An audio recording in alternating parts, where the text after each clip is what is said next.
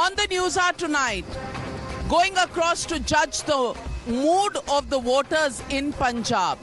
We'll ask questions to the big leaders and we'll ask questions also to the people on the ground. And it's not just going to be Punjab conversations that we are going to have on the flight tonight.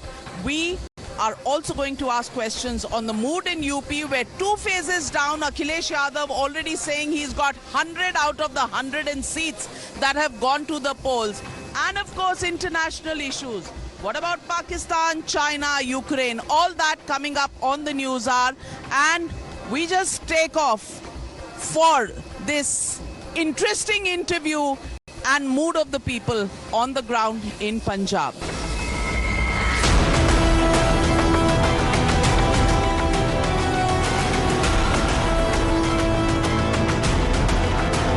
हमारे साथ जुड़ रहे हैं देश के रक्षा मंत्री राजनाथ सिंह जी। राजनाथ सिंह जी प्रणाम, नमस्कार।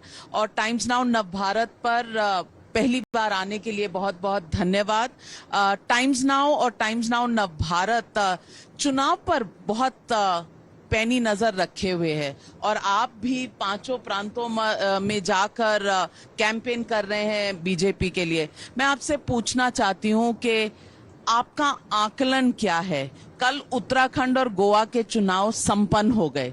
पहले तो इन 2 राज्यों के बारे में बता दीजिए कि आपका आकलन क्या है, और ये मत कहिएगा कि बीजेपी आएगी पूर्ण बहुमत से आएगी। मैंने जो सच्चाई है वो मुझे तो कहना ही पड़ेगा। उत्तराखंड और गोवा दोनों राज्यों में क्लियर मेजॉरिटी के साथ भारतीय जनता पार्टी सरकार बनाने जा रही है, इसमें कहीं 2 मत नहीं है। उत्तर प्रदेश आपका अपना गढ़ है। उत्तर प्रदेश में आप मुख्यमंत्री रह चुके हैं, आप चुनाव वहां से लड़ते हैं। उत्तर प्रदेश के पहले 2 फेजेस जो हो चुके हैं उसमें अखिलेश यादव का कहना है कि 113 में से 100 सीटें उनको जा रही हैं, क्योंकि ये जो दोनों फेज थे पश्चिमी उत्तर प्रदेश के थे, वेस्टर्न यूपी के, जहां किसान आंदोलन चला और इसकी वजह से बीजेपी को इसका खामियाजा भुगतना पड़ेगा, नंबर 1। और नंबर 2, जाट मुस्लिम अलायंस, और आप जानते हैं किस तरह से जाति और धर्म की अलायंसेस उत्तर प्रदेश में हुआ करती हैं। इसकी वजह से बीजेपी कठिनाई में है, ऐसा विपक्षी दलों का कहना है। आप क्या कहेंगे? वैसे समाजवादी पार्टी के नेता अखिलेश जी कह रहे हैं कि समाजवादी पार्टी को शानदार कामयाबी मिलेगी इस चुनाव में, अथवा 2 फेजेज में जो चुनाव हुए हैं उसमें समाजवादी पार्टी जीत रही है। ऐसी ही बातें कमोबेश जब इसके पहले का जो चुनाव हुआ था 2017 में और कांग्रेस पार्टी के साथ इनका अलायंस था, तो उस समय भी इन लोगों ने यही कहा था, यह अलायंस क्लियर मेजॉरिटी के साथ गवर्नमेंट बनाने जा रहा है। जितने फेजेस के चुनाव होते गए बराबर यही बोलते गए, यह अलायंस आगे है। तो वो तो पुरानी आदत है, उनको कहने दीजिए। 2017 के चुनाव में आपने देखा मोर देन 300 सीट्स पर भारतीय जनता पार्टी ने विजय प्राप्त की थी, और इस बार भी वही स्थिति होने जा रही है। 300 देखिए 10-15 सीटों का इधर उधर हो सकता है ज्यादा से ज्यादा, हम इस संभावना को नहीं नकारते, लेकिन पिछली बार यदि 315 सीटों पर जीते थे तो परफॉर्मेंस इस बार उत्तर प्रदेश की गवर्नमेंट का योगी जी ने जिस तरीके से चलाई है उसको लेकर सभी संतुष्ट हैं। किसानों का जो आंदोलन 1 साल चला और 1 साल के बाद कानून वापस लिए गए, मैं आपसे पूछना चाहती हूं और सच्चे दिल से बताइएगा कि क्या डैमेज वाज ऑलरेडी डन? क्या बीजेपी की जड़ों को इस आंदोलन ने बिल्कुल हल्का नहीं कर दिया, काट नहीं दिया? पहले तो मैं साफ आपको बता दूं कि इस आंदोलन के कारण भारतीय जनता पार्टी का कोई डैमेज नहीं हुआ। पहली बात तो आप ये समझ लीजिए, क्योंकि लंबे समय तक आंदोलन चला, इसमें कहीं 2 मत नहीं। लेकिन जो कानून बने थे कृषि संबंधित, क्योंकि मैं भी किसान परिवार का ही हूं, मुझे नहीं लगता था कि कहीं से यह कानून किसान विरोधी है। और मैं अपने जो किसान नेता हैं वो सभी हमारे मित्र हैं, हमारे ही हैं लोग हैं, उनसे जब मैं बात करता था भाई क्लाज वाइज बतलाओ, किस क्लाज में क्या संशोधन कर दिया जाए तो ठीक हो जाएगा, उसके लिए हमारी सरकार पूरी से तैयार है। लेकिन वो क्लाज वाइज क्या संशोधन करना चाहिए इसको भी वो नहीं बता पाए। इस कारण लंबा आंदोलन खींचता रहा। लेकिन एकाएक हमारे प्रधानमंत्री जी ने किसानों के प्रति जिस संवेदनशीलता का परिचय देते हुए तीनों कृषि संबंधित कानूनों के बारे में कह दिया कि इसे हम संसद से रिपील कराएंगे, इसकी कल्पना कभी किसी ने, न तो हमारे आंदोलनकारी मित्रों ने की थी और न हमारे किसान भाइयों ने की थी। लेकिन लोगों का ये भी कहना है कि ये उनकी मजबूती नहीं, ये उनकी मजबूरी बन गई थी। इसको मजबूरी क्यों कहा जाए? मजबूरी थी क्योंकि 1 साल से आप अटल रहे जिस मुद्दे पर, वो चुनाव आने से पहले आपको उस पर डिसीजन लेना पड़ा, तो ये मजबूरी हुई। डिसीजन लेना ने हमें अपने किसान भाइयों के प्रति भी तो हमारी संवेदनशीलता है। तो 1 साल संवेदनशीलता नहीं थी नहीं, और चुनाव से पहले हो गई। 1 साल समय लग जाता है, समझाते समझाते बराबर बातचीत का सिलसिला चलता रहा, समझाने में समय लगता है। मैं उत्तर प्रदेश के चुनाव पर वापस आती हूँ और मैं पूछना चाहती हूँ कि आप कहते हैं कि कानून व्यवस्था बेहतर हुई, लोगों को कई स्कीमों के लाभ मिले, गवर्नेंस अच्छा था, लेकिन विकास से ज्यादा अब हिजाब हावी है उत्तर प्रदेश के चुनाव में। आपको लगता है ये संयोग है या प्रयोग? नहीं, कोई हिजाब हावी नहीं है। पहले तो मैं स्पष्ट कर दूं आपको, अनावश्यक कुछ लोगों ने इसे मुद्दा बनाने की कोशिश की, लेकिन राजनीतिक दृष्टि से अब देश की जनता काफी जागरूक हो चुकी है। देश की जनता इस सच्चाई को समझती है कि यह मामला भी सब जुडिस है, यानी न्यायालय के विचाराधीन है। लेकिन पहल तो बीजेपी सरकार ने की कर्नाटक में। नहीं, बिल्कुल नहीं, हम लोगों ने पहल नहीं की। पहले मैं स्पष्ट कर दूं आपको, कोई पहल हमारी तरफ से नहीं हुई है। और इस तरीके से समाज को बांट करके टुकड़ों में हम राजनीति नहीं करना चाहते। जाति, पंथ और मजहब के आधार पर राजनीति भारत में किसी ने की है तो कांग्रेस और समाजवादी पार्टी, बहुजन समाज पार्टी जैसी राजनीतिक पार्टियों ने किया है। ये बराबर अपीजमेंट की पॉलिसी करते हैं, तुष्टीकरण की राजनीति, अपीजमेंट की पॉलिटिक्स करते हैं, तुष्टीकरण की राजनीति करते हैं। हमारा मानना है कि राजनीति की जानी चाहिए तो तुष्टीकरण की राजनीति नहीं की जानी चाहिए, इंसाफ और इंसानियत की राजनीति की जानी चाहिए। और हम लोगों का तो एक प्रिंसिपल क्लियर है, justice to all, appeasement of none, और इसी को आधार बनाकर हम। लेकिन राजनाथ जी, कर्नाटका के स्कूलों में, कॉलेजों में ये नोटिफिकेशन तो बीजेपी की सरकार लेकर आई और इसको पूरा एक तरह से नेशनल मुद्दा बना दिया गया है। यानी जो भी एक प्रेस्क्राइब्ड ड्रेस है वो होना चाहिए, यह उन्होंने जारी किया था। आपको लगता है कि होना चाहिए? अब देखिए, मामला सब जुड़ी से, इसलिए इसके बारे में फिलहाल तो मैं नहीं बोलूंगा। मैं आपसे पूछना चाहती हूँ कि आप कह रहे हैं विकास की राजनीति, गवर्नेंस की राजनीति, तो ये जो 80 बनाम 20 है, ये गवर्नेंस की राजनीति है? गजवाए हिंद की जो चर्चा होती है, ये क्या गवर्नेंस की राजनीति है? जब केशव प्रसाद मौर्य बोलते हैं आकर कि राम की झांकी हो गई, काशी विश्वनाथ की झांकी हो गई, अब मथुरा बाकी है, तो ये क्या गवर्नेंस की बातचीत है?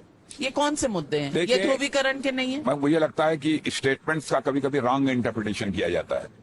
कहने का उद्देश्य कुछ होता है, कुछ लोग उसको अपने तरीके से समझ लेते हैं। लेकिन मैं भारतीय जनता पार्टी के बारे में स्पष्ट रूप से कहना चाहता हूं, जो हमारी विचारधारा है, जो हमारी फिलॉसफी है, जो आइडियोलॉजी है, उस आधार पर मैं कहना चाहता हूं, समाज को टुकड़ों में बांटकर राजनीति करना यह हमें कतई स्वीकार नहीं। कास्ट, क्रीड, रिलीजन के बेस पर हमारी पॉलिटिक्स किसी भी सूरत में नहीं हो, क्योंकि हम राजनीति केवल गवर्नमेंट बनाने के लिए नहीं करते हैं। हम राजनीति करते हैं तो देश बनाने के लिए राजनीति करते हैं, हम समाज बनाने के लिए राजनीति करते हैं। तो आप कह रहे हैं कि उत्तर प्रदेश के चुनाव में जाति या धर्म होता ही नहीं? हम लोग भारतीय जनता पार्टी नहीं मानते, और किसी भी सूरत में जाति, पंथ और मजहब की राजनीति हमको स्वीकार नहीं।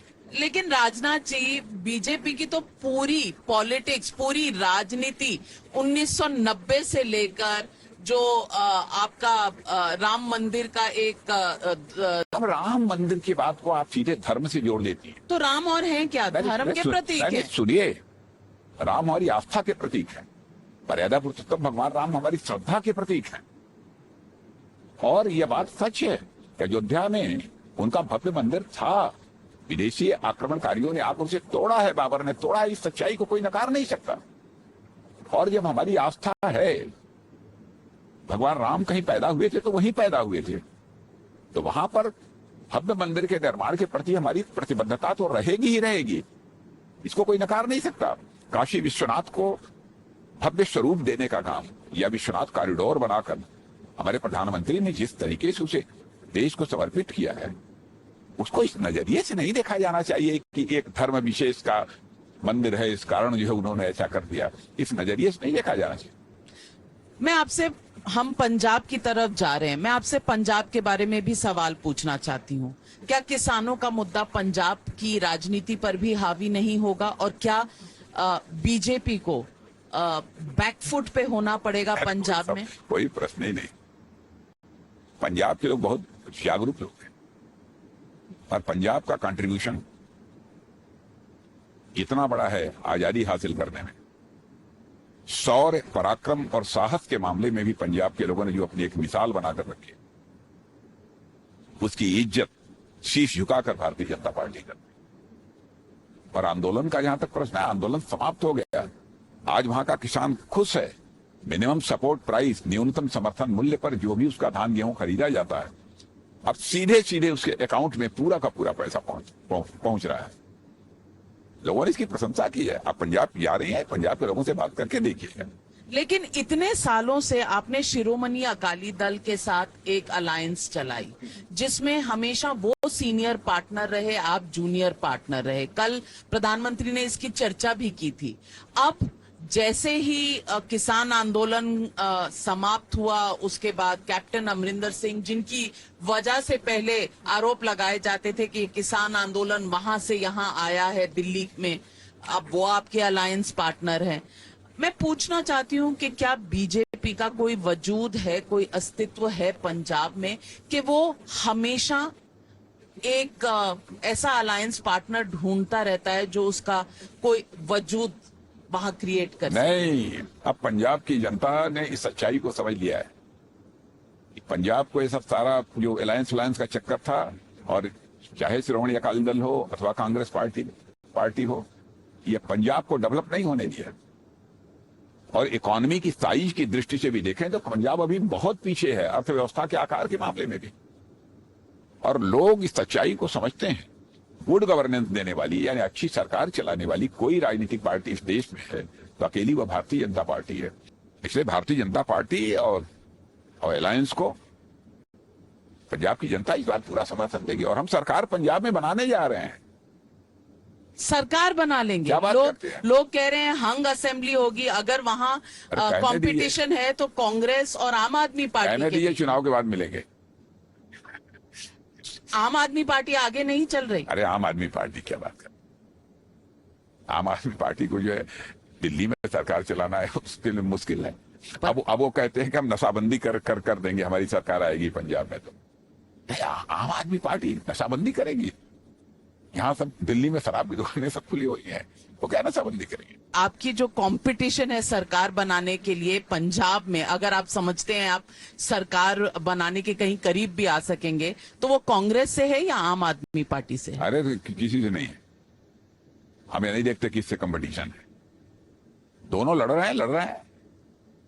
वो आपस में जो कांग्रेस में लड़ाई है, सिद्धू बनाम चन्नी, आप हाँ पहले आपस में लड़ लें तब हमसे लड़ेंगे। राजनाथ जी, हम फरीदकोट में उतरने वाले हैं थोड़ी देर में। उतरने से पहले एक सवाल पूछूंगी। आप रक्षा मंत्री हैं देश के, प्रधानमंत्री के सिक्योरिटी के मामले में जिस तरह से चूक हुई पहले जनवरी में, और कल भी प्रधानमंत्री ने विस्तार से कहा कि वो मंदिर जाना चाहते थे और उन्हें मंदिर जाने नहीं दिया गया था। एक बॉर्डर स्टेट होने के नाते क्या आपको अंदेशा है कि पंजाब सिक्योरिटी के मामले में वल्नरेबल है? वल्नरेबल है, इसमें कहीं दो राय नहीं है। लेकिन विडंबना यह है कि सरकार जिस व्यक्ति के अथवा जिस राजनीतिक पार्टी के हाथों में, यह वहां पर कानून और व्यवस्था के हालात दुरुस्त नहीं कर सकती। जो मुख्यमंत्री प्रधानमंत्री को सुरक्षा न दे पाए, उसकी सुरक्षा न कर पाए, क्या करेगा पंजाब की सुरक्षा? सच्चाई है कि उन्हें कुर्सी पर बने रहने का कोई नैतिक हक नहीं था। लेकिन चन्नी साहब कह रहे हैं, उनका बयान आज सुबह ही आया है कि कल वो उड़ना चाहते थे और रोपड़ जाना चाहते जहां राहुल गांधी जी थे, उनके हेलीकॉप्टर को उड़ने की परमिशन नहीं मिली। उसका जवाब मोदी जी ने दे दिया है। उसका जवाब दे दिया है। जब प्रधानमंत्री कहीं पर जाता है, राष्ट्रपति जाता है, तो उसकी सिक्योरिटी की एक अपनी व्यवस्था होती है।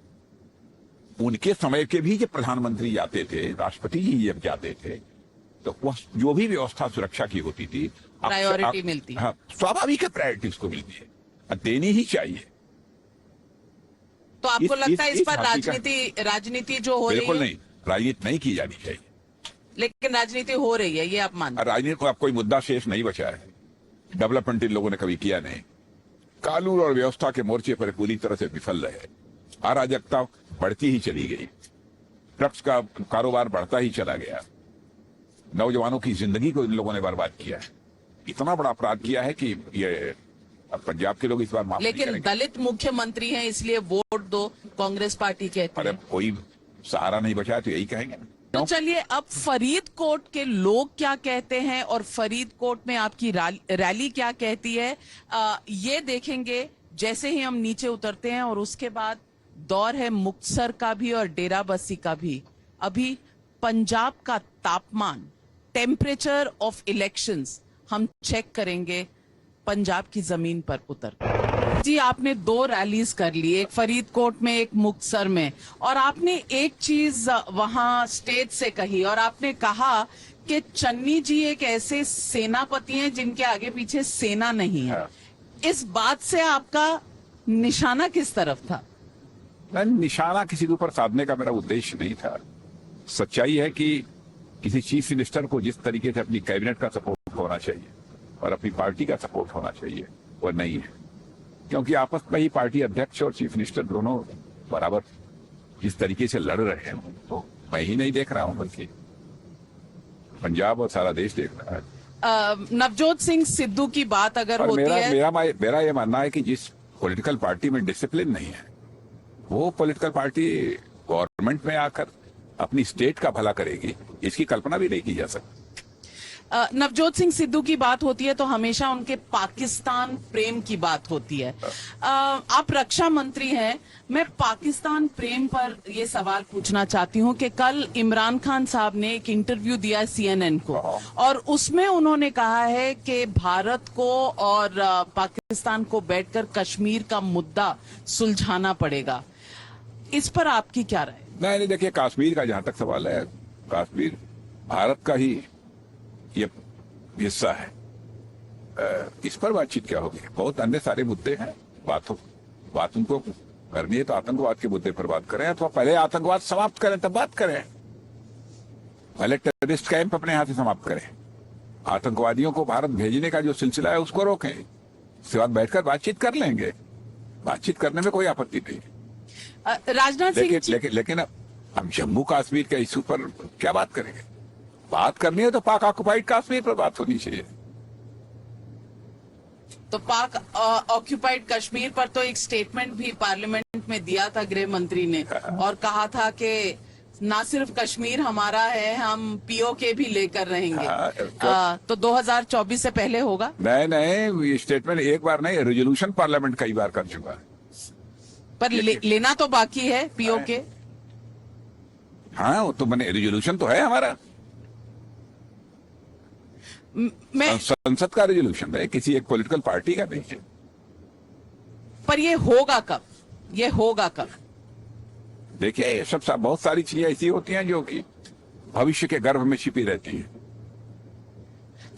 हैं, लेकिन देश और विपक्ष हमेशा सवाल पूछता रहता है। और कल पुलवामा की 3री एनिवर्सरी थी, और विपक्ष क्या सवाल पूछेगा? विपक्ष भी तो, जो संसद में जो प्रस्ताव पारित हुआ है उसमें विपक्ष भी साथ था, विपक्ष क्या सवाल पूछेगा? लेकिन राहुल गांधी जी का कहना है, और कल KCR जो तेलंगाना के मुख्यमंत्री हैं, उन्होंने भी कह दिया कि सर्जिकल स्ट्राइक्स की एविडेंस होनी चाहिए, प्रूफ होना चाहिए।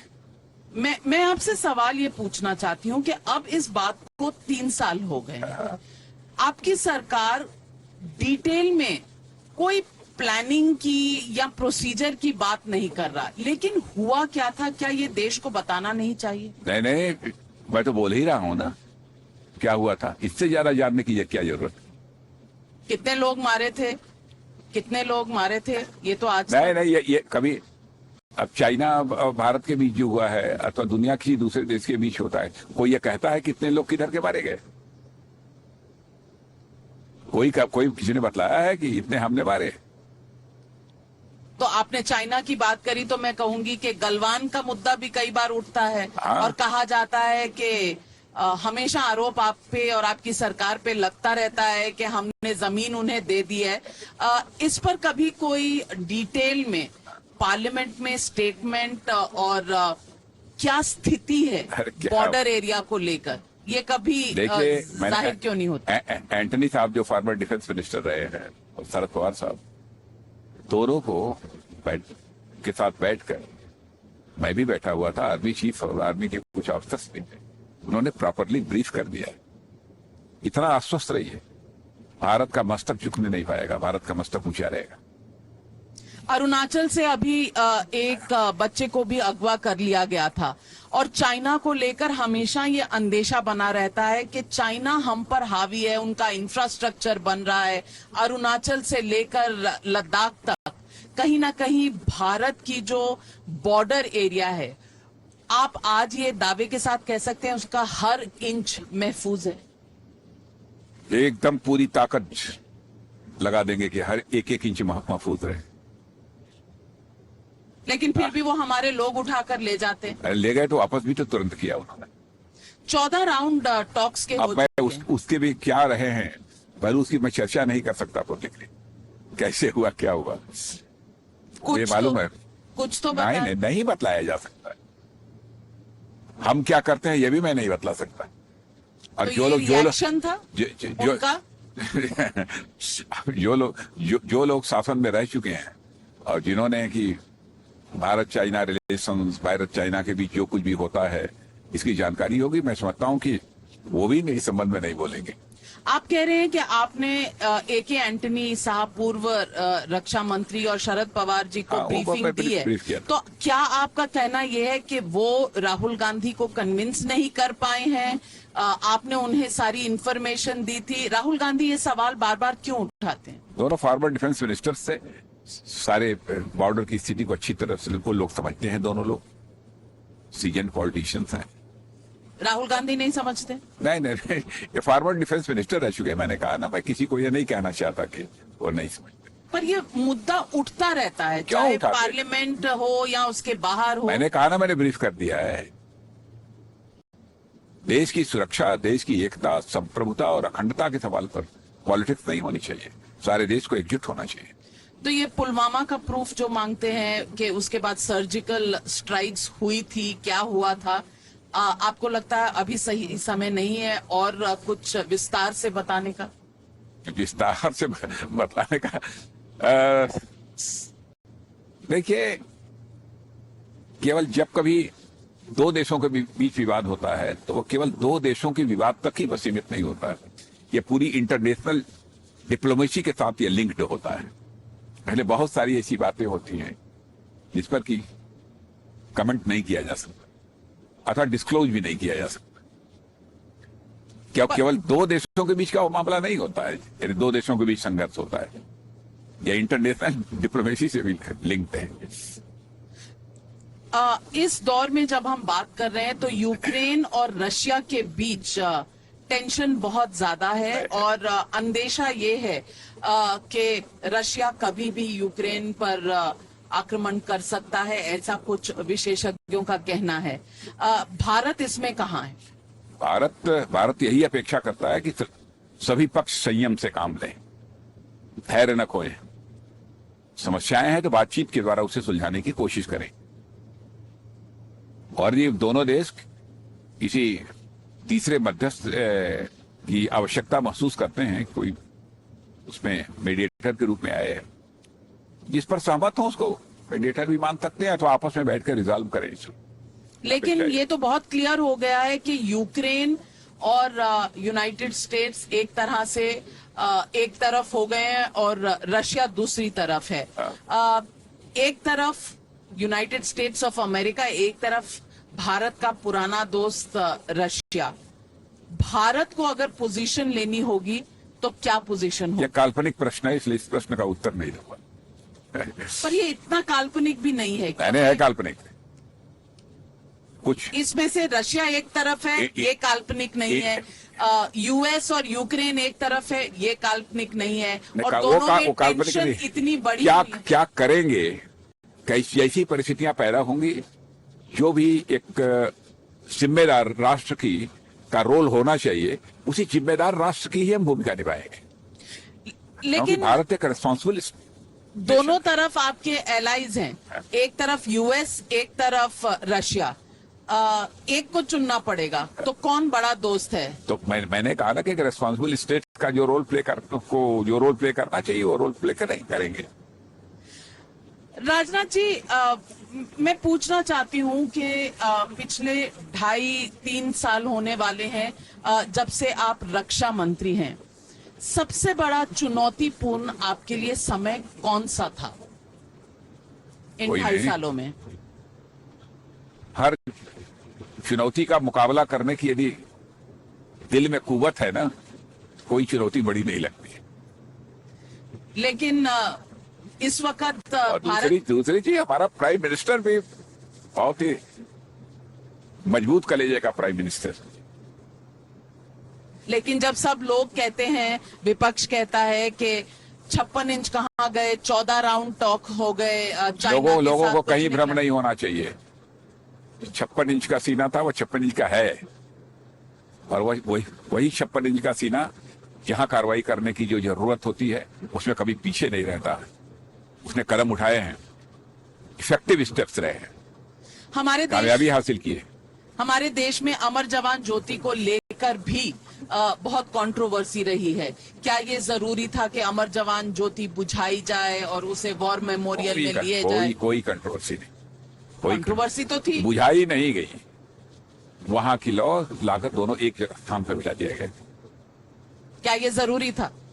क्या ये जरूरी था? नहीं, मैं कहता हूं कि एक स्थान पर है तो क्या बुरा है। और वहां पर उनका नाम भी नहीं था, हमारे जो शहीद हुए थे। वो जो बना हुआ है वहां पर, जो पहले जहां था उस पर तो कुछ पहले विदेशी जो उस समय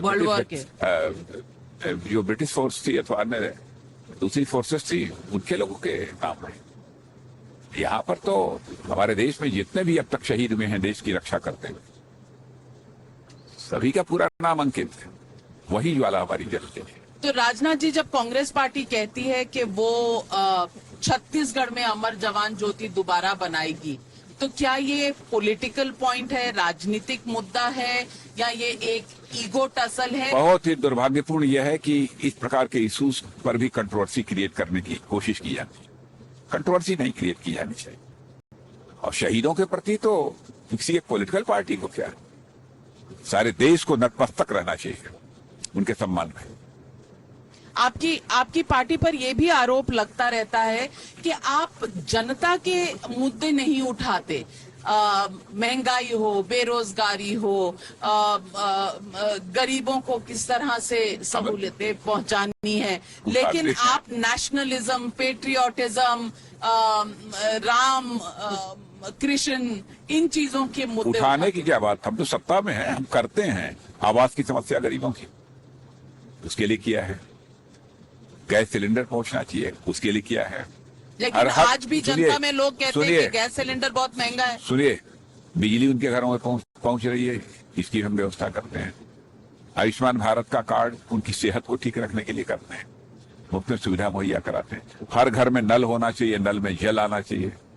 किसी माता बहन को कुएं अथवा किसी जलाशय में जाकर और कई घड़े सिर पर रखकर पानी भर के जो घर लौटने की नौबत न हो, वो करते हैं। कई ऐसी योजनाएं हैं, यानी सब पर यदि डिटेल में मैं चर्चा करूंगा तो कई घंटों लग जाएंगे। मैं पूछना चाहती हूं, और इतना ही नहीं, जब लोग अनएम्प्लॉयड हो गए हमारे मजदूर भाई, जब कोविड पेंडेमिक के दौरान, माने महामारी 100 वर्ष के अंदर ऐसी महामारी कभी नहीं आई थी। एक संकट देश के सामने पैदा हुआ था, तो उसके कारण हमारे कम से कम गरीब लोग जो बराबर काम करते हैं और अपनी किसी तरीके से रोटी प्राप्त करते हैं, उन लोगों को राहत देने के लिए मुफ्त राशन महीने में 2-2 बार देने का काम सरकार कर रही है। तो भाषण देने से काम नहीं होगा, राशन देने से काम होगा। राशन देने, भाषण नहीं राशन चाहिए लोगों को। बहुत सही कहा आपने। राजनाथ जी, दुर्घटना ग्रस्त जो हेलीकॉप्टर हुआ था जिसमें chief of defence staff Bipin Rawat ji का देहांत हुआ, उसके बाद से अभी तक सरकार ने शायद फैसला नहीं किया है। नए चीफ ऑफ डिफेंस स्टाफ कब तक इस पर फैसला होगा? जनरल बिपिन रावत जी का जो भी और उनके मिसेज श्रीमती जी का जो निधन हुआ, उसके अतिरिक्त भी हमारे कुछ फोर्स के लोग जो अधिकारी और जवान थे, सचमुच उससे सदमा पहुंचा हम लोगों को, इस तरीके से वो एक्सीडेंट हुआ। लेकिन नए सीडीएस की नियुक्ति होगी, प्रतीक्षा करिए। काम सफर नहीं कर रहा है, काम चल रहा है, लेकिन होगी नए सीडीएस की नियुक्ति। पर नियुक्ति कब तक, कोई समय सीमा? मैंने कोई समय नहीं बता सकता, गवर्नमेंट का काम है, जब करना होगा करेंगे।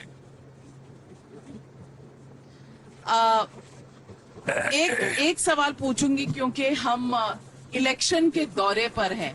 तो इन 5 राज्यों के चुनाव में अगर बीजेपी यूपी में अपनी सीटें कम कर लेती है, अरे क्या काल्पनिक प्रश्न, कम भी कैसे? काल्पनिक है, कम होगी ही नहीं, कम नहीं होगी। हाँ, कितनी दिवा स्वप्न मत देखिए, इसे कहते हैं दिन में स्वप्न देखना, मत देखिए।